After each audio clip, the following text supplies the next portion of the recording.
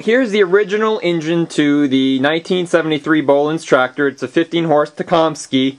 It's an overhead valve unit. So it's got the lovely little cams and rocker arms and all the good stuff that you typically have in an overhead valve motor, which isn't bad for 1973. Now, this motor was replaced out of the tractor a couple years ago, and a 16 horsepower motor was installed. So we're actually running a little bit more horsepower than we did before. The complaint was that it had low compression. Well, we didn't know where, and we were given the motor. We were told it had low compression, but we weren't sure where. You know, whether it was a scored cylinder or if it was a warped head. Now, I can tell you that the head was plugged with grass and dirt, so it wasn't in very good shape. But upon looking at the cylinder, it's fine. And there wasn't necessarily an excess amount of dirt or deposits or carbon in here. But what we did find, unfortunately, is that the head did warp. Initially looking at it, you can't really tell.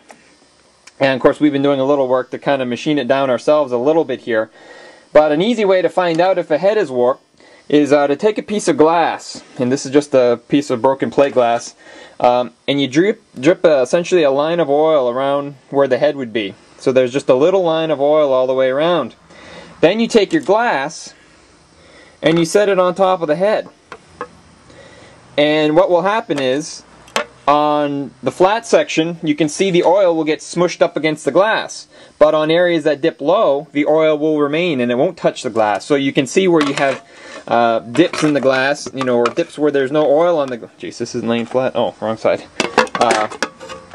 So you'd be able to see where there'd be oil, and then like right over here, the oil stayed on the head, it didn't touch the glass.